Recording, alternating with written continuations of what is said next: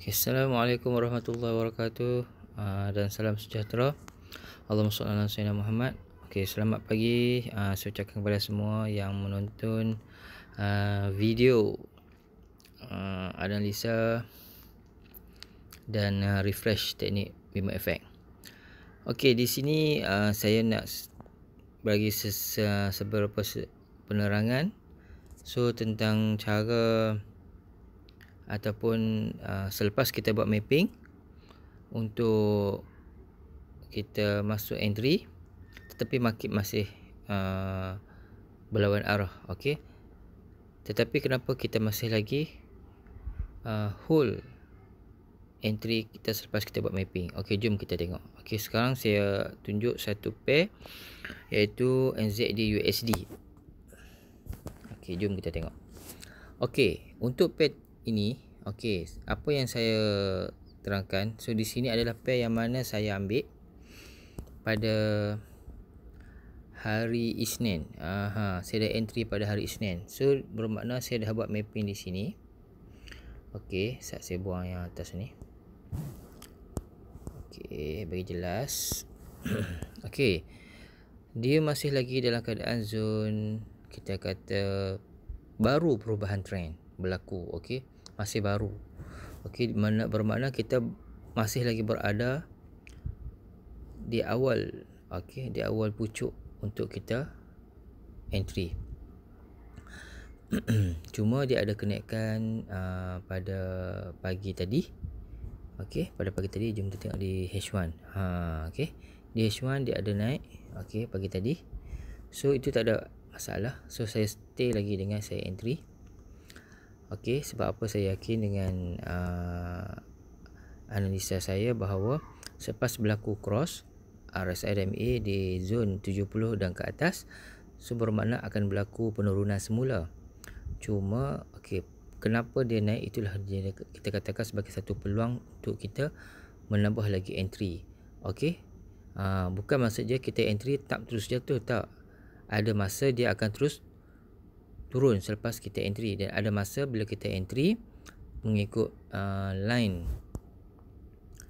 yang kita mapping ni, maksudnya line horizon ni, dia akan naik. Bermakna bila dia naik, mengikut pada SOP yang mana yang saya terangkan bahawa kita kena masukkan entry sekurang-kurangnya 5 entry dahulu, and then bila dia naik, bermakna kita akan dapatlah kita kata entry-entry yang kita katakan tertinggi, dan dia akan buat penurunan semula untuk menurun. Okey, sebab apa? Bila kita tengok di bawah RSI yang berwarna hijau, okey, dia sudah melepasi line 70.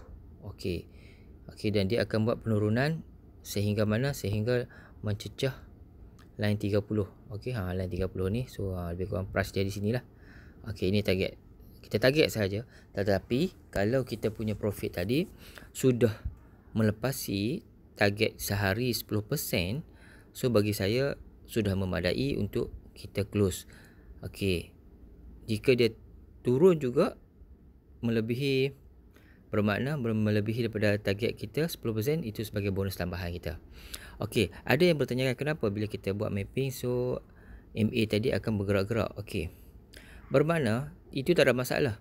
Yang chart kita mestilah keadaan statik macam ni. Okey, bila kita open chart, biar macam ni, jangan kita kecilkan, macam ni, dan jangan kita besarkan. Okey, kita akan jadi keliru untuk kita buat analisa. Kita statikkan dengan size yang mana yang saya telah syorkan. Okey, dan bermakna okey, apa yang pergerakan ni kita tak perlu kita nak tarik ke kanan ke kiri, biar. Okey, cuma kenapa MA bila saya tarik ke belakang, kita nampak dia melekat di situ di 10. Bermakna itu adalah last pergerakan penurunan, dan dia dah berlaku kenaikan. Okey, dia berlaku kenaikan. Kita nampakkan ni line setup pada 25/6 ada berlaku cross kan. Bermakna di situlah bermulanya kita tak mapping untuk kenaikan. Okey, dan dia naik sehinggalah MA tadi mencecah line 70, RSI 70, MA pun 70. Kita boleh close lah di H4, tetapi dia mengambil masa lah.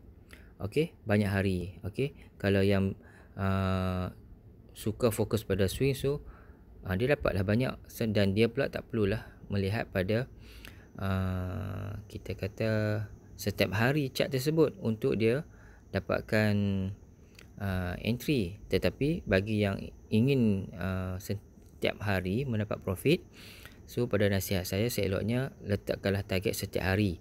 Okey, berapa persen yang kita nak profit, ataupun kita boleh fokus pada RSI di H1. Bermakna bila kita dah entry di harga yang paling rendah, contoh pada 25 hari bulan tersebut, mana tadi so maknanya bila RSI mencecah 70, kita close dulu dan kita tunggu penurunan semula berlaku untuk retrace, dan kita akan re-entry semula, dan kita akan close balik pada RSI mencecah 70 semula, dan kita menunggu semula RSI turun sehingga 30 dan kita re-entry, dan kita macam seterusnya macam itulah. Kita akan terus menunggu RSI mencecah 70, kita close. So maknanya setiap hari kita bolehlah target profit kita untuk dapatkan 10% profit. Okey, untuk dapatkan 10% profit. Okey.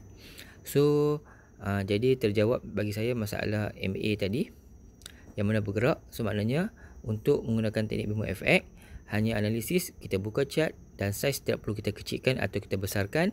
Kita hanya statikkan size yang sama macam mana yang saya tunjuk, dan kita buat analisa, letakkan vertical line dan letakkan horizontal line, dan kita boleh mula menunggu candle yang ketiga untuk kita mulakan entry.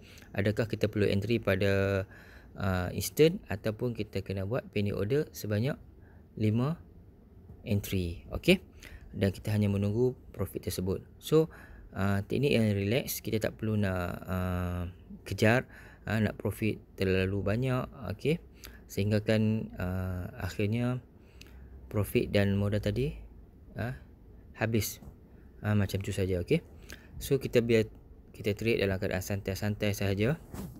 Okey, sebab apa kita sekarang ni mencari income tambahan. So income tambahan ni tak perlulah kita nak rushing macam kita orang kata apa, biar trading forex ni bagi saya kita trade dalam keadaan santai saja. Okey, kalau hari ni tak profit, besok akan profit. Tetapi apa yang plan saya buat, setiap hari saya target 10%, so 5 hari 50%. Jadi kalau satu hari kita tak dapat 10%, so hari kedua akan cover balik untuk hari yang pertama, bermakna hari kedua tadi kita akan dapat profit 20%. Okey, bagi saya itu dah cukup memadai ya untuk seorang trader membuat profit, okey, dan menjadi konsisten setiap hari. Okey, saya rasa setakat dulu untuk saya share hari ini. Semoga dapat membantu dan memberi manfaat kepada sahabat-sahabat. So dan sekarang saya tengok masih lagi berpeluang. Siapa yang nak entry NZD USD, so masih ada peluang. Entry lah sekarang, dan jangan melebihi pada line mapping yang saya tunjukkan tersebut. Okey, saya rasa setakat dulu. So insya-Allah ada rezeki, kita akan jumpa lagi pada next video insya-Allah. Okey, selamat maju jaya untuk semua traders. Assalamualaikum.